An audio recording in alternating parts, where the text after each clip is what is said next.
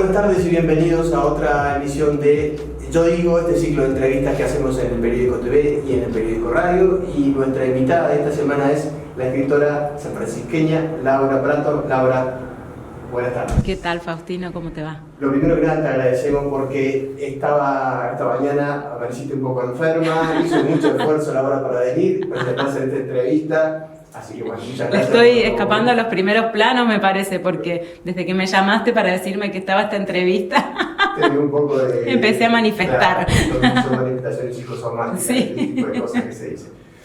Bueno, Laura tiene una actividad importante como editora en la editorial Recovecos, tiene ya 4 libros publicados en el rubro de la poesía. Y también coordina el taller literario municipal aquí en la Municipalidad de San Francisco. Pero tu formación no tiene nada que ver, bueno, sí tiene que ver porque tiene que ver con la escritura. Mi deformación, claro, mi formación es una deformación. En la UTN como analista de sistemas. Te recibiste de eso, como que ya estabas como para salir del ámbito laboral y en algún momento diste el volantazo. ¿Qué pasó? Es un espacio al que le tengo tanto cariño, además, el del UTN. Siempre me gustó tanto estudiar que yo digo, más allá de que el momento, digamos, para mi generación en el que había que elegir una carrera, si estabas un poco limitado, digamos, desde el lugar económico, no había tanta oferta todavía en San Francisco. A mí siempre me gustó estudiar y hubiera agarrado lo que hubiera agarrado, habría llegado casi al final sin preguntarme demasiado sobre si era lo que quería hacer. Así que me fue re bien en la carrera. ¿Te gustaba más el ámbito de la universidad que la carrera del siglo? Me gustaba más estudiar que trabajar, creo yo. Bueno, a trabajar no le gusta a nadie, eso se pasa. Así que, bueno. Y en el medio, bueno, la mudanza a Buenos Aires, que fue por motivos personales, pero bueno, que implicó, porque yo ya estaba como en 4º año, hacer todas las equivalencias para rendir allá solamente una materia, que fue habilitación profesional, que me habilitó como analista universitaria de sistemas, que ya no lo ejercí porque apenas puse un pie allá, me puse a buscar otras cosas, ¿no? A ver por dónde era. Era como una necesidad tuya ya de buscar otra forma de expresión, que querías, inclinabas por eso, por la poesía, por la literatura. Me parece que siempre estuvo eso en paralelo. De hecho, yo ya de adolescente transitaba por espacios del taller municipal de teatro, del taller literario municipal, y siempre cuento como una anécdota con una amiga cuando estábamos en las clases de la UTN. Escuchábamos al profesor hablar y era como que tomábamos notas de todos los dobles sentidos que aparecían en las cuestiones que él enunciaba, que tenían que ver, nada que ver con cuestiones técnicas, pero bueno, la búsqueda de otros caminos del sentido ya estaba ahí. Y bueno, para mí todo está atravesado por la búsqueda de lo poético.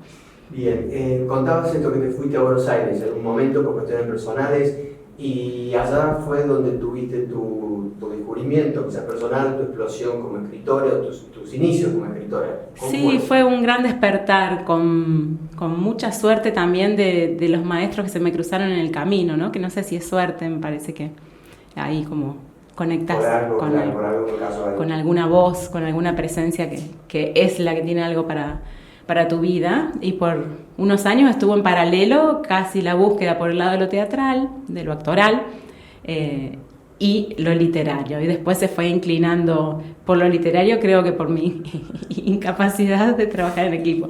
Pues se desmiente esto, porque finalmente coordino el taller literario municipal, que es todo trabajo en equipo, pero en aquel entonces como que nunca jugaría al vóley, siempre saldría a correr sola. Bueno, y pensá que yo a los 15 años, ya cuando estaba acá, en el taller de teatro municipal, lo primero que escribo es un monólogo teatral, no es un texto netamente literario, porque bueno, Rafael Brusa y la archicitada Ciudad sin Río, que era una creación colectiva, me habilitó a escribir un monólogo y actuarlo. Así que mi primer texto publicado fue ese. Lo de actuarlo fue en paralelo, o sea que casi te terminás como actriz también. El monólogo de Amalita, pero fíjate que ya lo primero actuado tiene la escritura como sello, ¿no? No era representar un texto de otra persona, siempre estuvo ahí. Y bueno, Buenos Aires, por el lado del teatro, pasé por el laboratorio, digo yo, de Alejandro Catalán, como una referencia en aquel entonces del teatro independiente, hoy por hoy ya bastante conocido, y bueno, como que fue alimento para la creatividad, más allá de la anécdota de finalmente qué práctica queda, ¿no? Y mi maestra Irene Gruz, una poeta argentina de la generación del 70, como de la generación de Abelardo Castillo, Liliana Hecker, María del Carmen Colombo, como todos. No han pasado desapercibidos en la historia de la literatura argentina. Empecé un taller que Irene murió hace unos años. Un taller que, bueno, ahí hizo la diferencia, de manera que preparé con ella mi primer libro.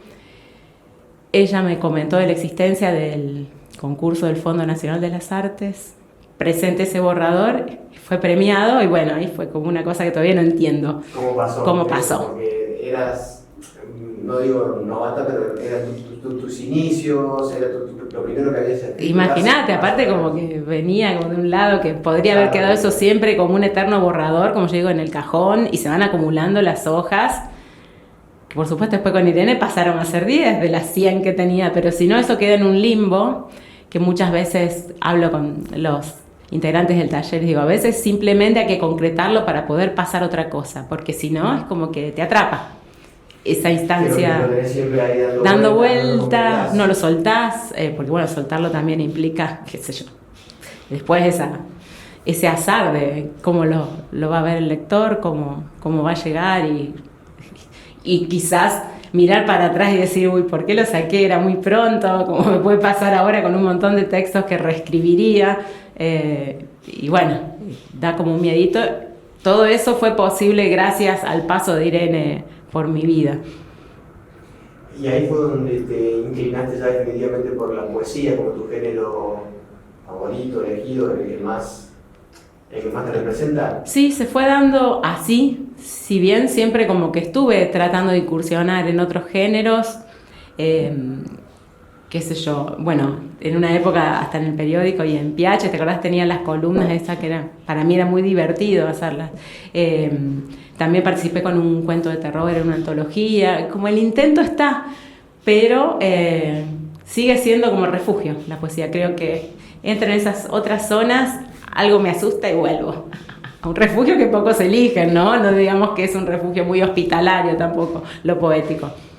Bien, en un momento, bueno, concluiste el doctorado en Buenos Aires, cuestiones personales también, cerraste ciclos, volviste a la ciudad y estás con el taller literario. Sí, me río porque siempre todos los movimientos son inclinados por la balanza de lo personal, o sea, cero estrategia, de lo que me convendría, ¿viste? Pero bueno, desemboco en San Francisco porque tampoco sé si fue una elección, ¿viste? Como son todos accidentes.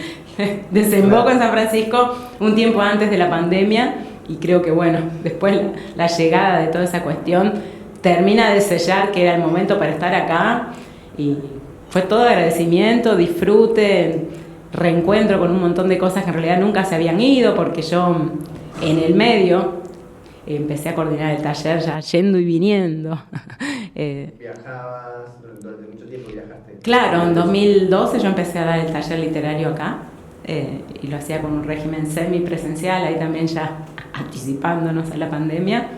Y bueno, ya en 2019...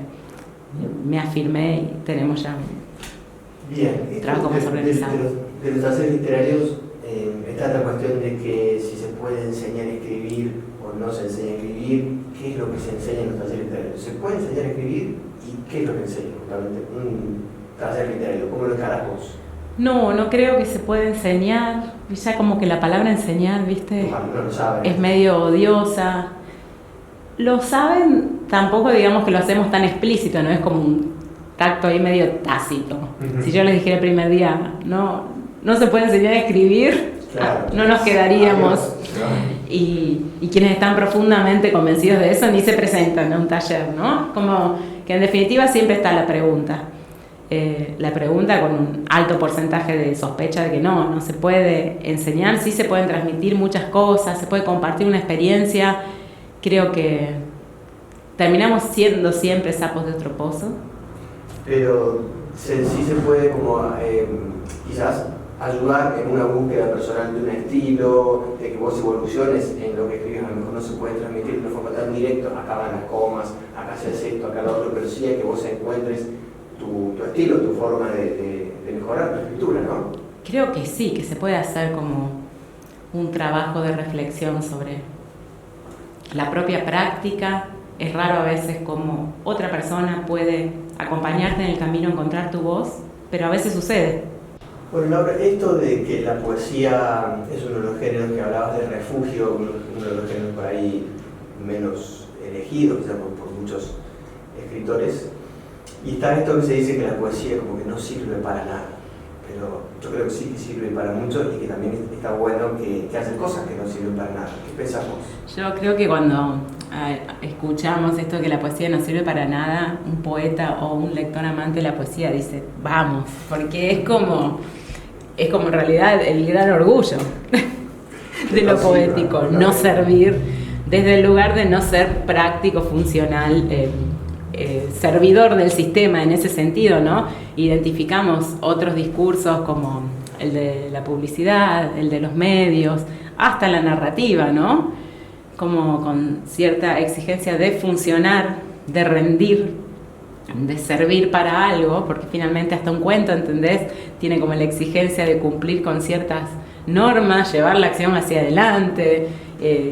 Claramente, si nos ponemos estrictos, sabemos cuando un cuento está logrado o no. Bueno, no deja de ser la narrativa, incluso dentro de lo literario, un lenguaje más asociado a lo práctico. Entonces, creo que a la poesía le encanta que le digan que no sirve para nada, y después lo podemos desmentir desde un montón de lugares. Sirve, no quizás para lo que es funcional a nuestro sistema, ¿no? Creo que sirve mucho para reflexionar, para deconstruir lugares comunes que tenemos en relación con el uso del lenguaje, vaciar de sentido, porque a veces pedir que tenga sentido es pedirle que funcione, es pedirle que sirva, ¿no? Pero claro, todo ese reseteo mental que viene de la práctica del ejercicio poético, no solo pocos escritores la practican, también pocos lectores la disfrutan. El sábado en el taller una amiga me decía, bueno, es que yo le digo, ¿vieron lo que pasa? Porque leí un poema y dice, ¿vieron lo que pasa? Le digo, cada vez que traigo un poema, el poema te deja de cara, siempre. Claro. Y ella me decía, sí, te pone nerviosa. Bueno, es ese nerviosismo, decir, ¿por dónde lo agarro? ¿Esto para dónde va? Claro, ahí ya está funcionando de alguna forma. Esa incomodidad es la garantía, claro, de que estamos en esa zona. Y con un poco de arrojo, digamos, para transitar esa zona, después le vamos a encontrar cosas para las que es muy apropiado. Yo siempre digo, está bueno leer poesía, aunque no se escriba poesía, aunque no se escriba nada, es casi como un estado meditativo, ¿no? Cuando estamos en ese más allá de las palabras, en el que ya no se pide nada y se pide todo, en realidad. Es una linda zona. Entonces trato de contagiar ese amor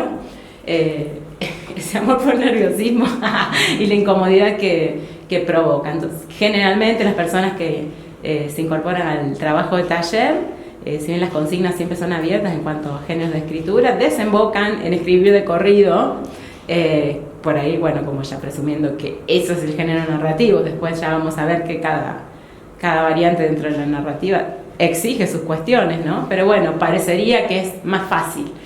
Y bueno, es más fácil porque es la forma que tenemos de comunicarnos también. Es decir, escribo como hablo, y cuando hablo, mi interlocutor me tiene que entender. Entonces, bueno, estoy con la preocupación de que funcione, de que sirva. Claro. La poesía, todo eso no está. Quiero llevar a mi interlocutor, a mi lector, a una zona a la que ni yo sé cómo voy. Sabes, claro, porque a la que vos misma te vas arrojando, te vas descubriendo. Sí, sí. Vos eso lo sentís en carne propia cuando escribís poesía. Sí, la verdad que no siento lugar de mayor libertad. Entonces, bueno, charlamos un poco antes de la entrevista, también ya cuando te acostumbras a cierta zona de libertad, después te cuesta un montón las zonas intermedias donde con algo hay que transar, ¿no? Ese es como un tema aparte. Pero hay una escritora argentina, la poeta Diana Vélez, y dice, la poesía es la idiota de la familia. Bueno, cada uno tome como le parezca esta expresión, pero bueno, un poco es, sí, el ser disfuncional dentro de una familia que... Claro, de la literatura, y los poetas lo son también dentro de su propia familia. Como una consecuencia de pasar, vida y obra, me parece que a la larga es como que, claro, es una elección que va mucho más allá de la anécdota del género que practiques, si se lo practicás o lo lees, ni siquiera lo consumís, ¿viste? Porque como consumir está todo para otros reinos dentro de lo literario.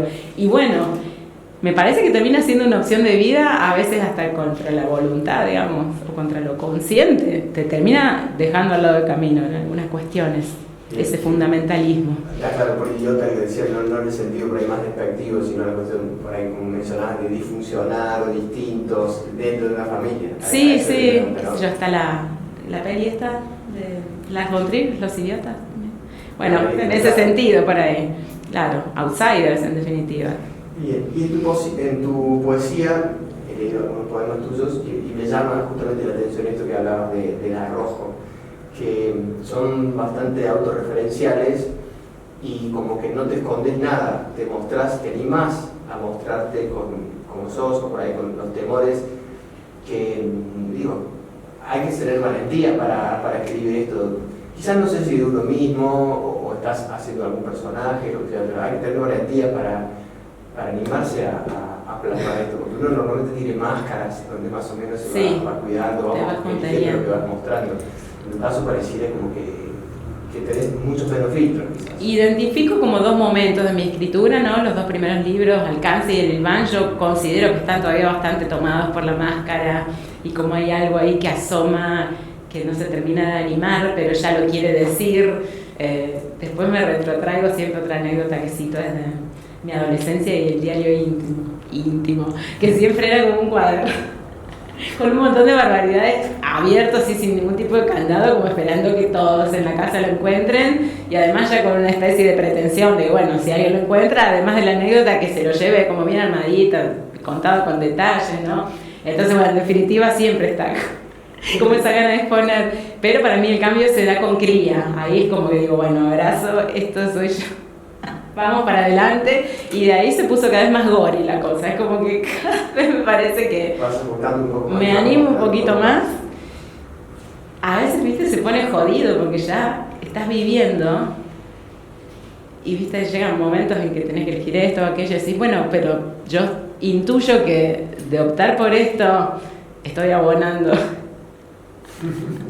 mi vida como un buen poema, ¿viste? Ya se funde todo ahí, personaje y vida, como vos decís. Sí, finalmente yo creo que el yo poético siempre es un personaje para decir, por más coincidente que pueda ser con la figura autobiográfica, porque siempre hay un recorte, porque a veces hasta por cuestiones de sonoridad una palabra, un nombre cambia por otro, pero ya hay momentos en que me parece que no se discierne ni tiene sentido discernirlo. Está bueno ese juego. Es como el que trato también de alentar un poco a las personas que pasan por el taller.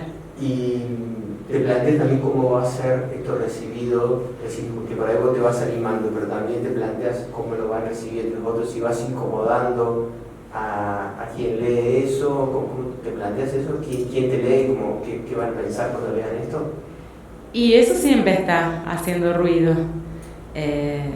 A veces la distancia física que yo tomé, por ejemplo, de la comunidad, que siempre fue esta para mí, me permitió ese ejercicio que ahora, bueno, lo tengo que sostener en un lugar donde, si yo digo Pepito, todos saben quién es Pepito, y si yo digo Pepito me mandó un saludito, bueno, hay que tener mucha confianza para decir, bueno, saben que esto es un yo poético.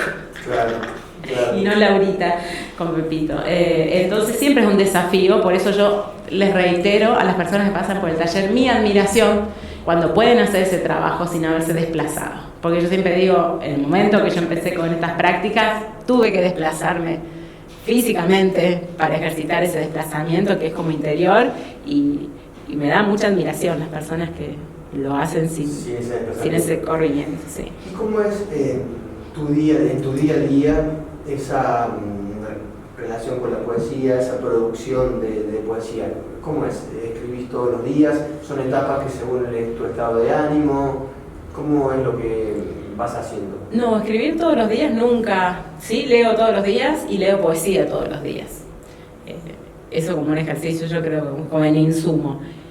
Y después, como cada vez estoy más convencida de la importancia de vivir para contar, contar aunque sea en un poema, ¿no? Que finalmente es como... entonces, yo experimento como periodos de mucha experiencia, como de intensidad de la experiencia, de decir, bueno, yo estoy viviendo esto porque esto en algún momento va a decantar en escritura. Seguramente cuando eso ya quedó atrás, ¿no? Y entonces son como fases de sentir que no estoy escribiendo, lo cual es una desesperación, por un lado, y por otro lado decís, y porque nunca sabes si va a volver a suceder. De hecho, mi último libro es en 2014, y pasó un montón de tiempo. Ahora justo, Mari de Petri, las chicas de La Tita Editora, me hablaron para ver si me interesaba trabajar sobre un borrador. Por ejemplo, hace años que tengo un libro y como que de golpe no tengo ningún apuro por publicar. Entonces te agarra esa desesperación, no lo voy a hacer nunca más, y al mismo tiempo decir, no, bueno, pero yo estoy acá alimentando lo que después va a producir una escritura nueva, ¿no? Porque también está siempre eso, no querer repetirse, no volver a decir lo mismo, tener algo para decir cuando escribís, que creo que después que te sacaste esa ansiedad o saciaste lo del primer libro, ya después cada vez más viene la preocupación de tener algo para decir, si no, espero, no lo digo todavía. Claro, y eso de no repetirse como te pone la exigencia bastante alta, digo, esto de no poder repetirse a uno mismo, siempre tenés que estar buscando alguna cuestión nueva, permanentemente. Claro, sí, yo soy bastante autoexigente, quizás no tendría que pedir tanto, pero registro que en los últimos años parece que algo me está deteniendo, al menos a la exposición. Fíjate que hablábamos al comienzo de esta entrevista y qué gracioso que me llamaste y me agarraron todos estos síntomas, pero bueno, hay algo como que ya no se lleva también con el primer plano. Incluso el haber pasado como protagonista en la coordinación de un taller, en la colaboración en guiones, donde finalmente estás moviendo los hilos, de esto lo hablaba también con un amigo el otro día, en todos lugares, bueno, el trabajo de corrección y edición, es como que disfruto de ser la DT. Claro, la coordinadora. Claro, que digo, ni siquiera es que el ego, porque no estoy diciendo no necesito, mi ego no necesita, no, claro que necesita y quizás cada vez más, porque ahora no solo se conforma con ponerse en primer plano, sino como llevar otras cosas al primer plano, desde ese lugar como más, de no tanta exposición. Y en esto de, bueno, la elección que haces en el tema de la poesía, la elección que haces como la escritura, como escritora, como medio de vida, está complicado, ¿no? O sea, está muy difícil el tema de los ingresos, de cómo se sostiene uno, porque está muy bueno. Es terrible. Lo de que uno quiera seguir, lo que uno ama, lo que uno más disfruta, pero está el uno también que necesita pagar las cuentas. Sí, yo veo a mis compañeros de la carrera de sistemas, si vieras cómo están hoy. Son los que me ayudan, ¿viste? Con un colchón, ¿Cómo la remas? Porque hoy por hoy sabemos que los libros es muy difícil obtener ingresos. Ni hablar del género poético, donde si logras no pagar por publicar, ya es un montón. Por eso lo del premio del fondo, más allá del reconocimiento de un jurado, en su momento fue, me van a financiar un libro. Eso es un montón. Género poético no vende, o sea que tampoco podés esperar que los libros te mantengan. Sí. Y finalmente transás con composiciones intermedias, como puede ser esto, corregir para una editorial, claro, quizás coordinar un espacio, pero bueno, está ahí, colaborar en un guión, pero no dejan de ser lujos y bueno, lujos que no terminan de cubrir todas las cosas. Yo abrazo el espacio del taller porque he conocido personas tan hermosas que desde algún lugar me sostienen en cosas que en realidad están sin resolver, porque este fundamentalismo, ¿no? Como en la elección de la mirada, que finalmente lo decimos, bueno, porque la poesía es esto y aquello, termina un poco como afectando a tu vida, quieras o no, cada vez cuesta, no es que las puertas no estén abiertas, cada vez cuesta más atravesar ese umbral, o, como decía Fito, al lado del camino. Claro, son elecciones que lo van teniendo que también tienen sus costos, sus consecuencias, sí. Sus... Y por momentos es todo desgracia, ¿viste? Cuando te encontrás como estoy en esta opción y bueno, por lo visto mucho no va a cambiar, y otras veces lo abrazás y decís, sí, esto es con el hambre que traiga, pero bueno, por suerte San Francisco es como un gran colchón. Mi experiencia en el regreso es como, bueno, es una ciudad donde se sufren menos. Que nos pasa mucho a los de 40, pero nos pasa mucho esa cuestión. Por ahí vivimos en ciudades más grandes y cuando volvemos al Pago Chico, ciudades como esta, vemos cuestiones que son muy disfrutables, que son la cercanía de muchas cosas. Sí, como caricias, ¿viste? Después de tanto curtirse también en un montón de aspectos, ¿viste? En los lugares más grandes. El otro día hablaba con una amiga también, lo bueno de este retorno, como vos decís, de gente de nuestra generación, es que alimenta cosas nuevas que están pasando en la ciudad, porque siempre decimos, bueno, se debe a que hay nuevas generaciones que lo propician. Del otro día hablamos puntualmente de la cantidad de bares, de cafeterías que hay, que esto, y qué sé yo, hace 10 años buscar un lugar donde tomar un café en San Francisco era una odisea. Venía alguien con la costumbre de tomar un café, quería llevarlo a un lugar lindo, te tenías que romper la cabeza, terminar donde... sí, no vamos a nombrar lugares, porque tienen su folclore también. Bueno, hoy hay, y es, creo, no solo por las generaciones nuevas que están acá y están como impregnando, por suerte, con vitalidad un montón de circuitos, sino también los que hemos vuelto con cierta práctica y que abonamos finalmente y mantenemos, porque bueno, salvo los que estamos al lado de la poesía, somos como una generación que está en pleno apogeo del poder adquisitivo. Claro, somos nosotros los que estamos impulsando el cambio de la ciudad y no la generación de los jóvenes. No, la generación, todo mi respeto, pero bueno, también es interesante esto, ya que hubo tanta herida de irse, bueno, decir, bueno, cuando volvemos por lo menos no quitemos el cuerpo a todas las cosas buenas que están pasando, porque hay otra gente acá, por supuesto. Bueno, quería cerrar con una pregunta de cómo te ves de acá, ¿no? Por 10 años, seguir con intenciones de quedarte en San Francisco, ¿qué te gustaría que pase, no sé, en los próximos años? Sí, vos sabés que... Con tus libros, con tu poesía. En el regreso sí me reveo en San Francisco disfrutando de todo, como sin cuentas pendientes. ¿Qué me gustaría? Creo que sí, la cuestión de volver, de que vuelva mi escritura al primer plano, es como un sueño, que no lo voy a forzar. Bueno, creo que ahora se están caminando, porque te comentaba justo, pero poder como disfrutar un poco de nuevo, de ir a leer, de escribir, y he quedado mucho del lado de la coordinación de cosas, por ejemplo, puntualmente el evento de la Feria del Libro me gustó, vi la energía que puse en un montón de cosas, veo también que esa energía se puede multiplicar en espacios así, en equipos de trabajo que tengan que ver con eso. No obstante, me da un miedito, por el mismo lado que hablábamos de, bueno, qué sé yo, no sé si podría funcionar. Podría, pero no sé si quiero, dejaré que pase, y si llega, sería un alivio por un montón de cosas y sería un agarradero de cabezas por otras. O sea, que te ves por ahí con ganas de participar más en eventos, coordinar cuestiones un poco más grandes. Me veo, sí, en equipos de trabajo, pero a veces es como difícil de pensar en contextos públicos, ¿no? Con un código de relacionamiento que tenga más que ver con el amor, con tener buena onda con quien estás trabajando, con que haya confianza, con que no haya maltrato, qué sé yo. Capaz que es una utopía. Y digo, si las cosas me frenan, decir, bueno, no sé si quiero que la calidad de mis días, por más que esté cubierto el hambre, pase, digamos, por ese tipo de situaciones que enferman desde otro lugar, ¿viste? Tengo como esa duda. Bueno, Laura, muchas gracias por participar, muchas gracias por tu tiempo y además por tu esfuerzo, porque sé que estabas un poco... al límite. Sí, un poco enferma esta mañana, que hiciste todo lo posible por estar acá. Gracias, Faustino, fue un placer, la verdad. Bueno, así terminamos esta entrevista con Laura Prato, la escritora sanfrancisqueña. Nos vemos en la próxima semana de este ciclo de entrevistas, yo digo, que hacemos en el Periódico TV y el Periódico Radio. Muchas gracias por estar aquí.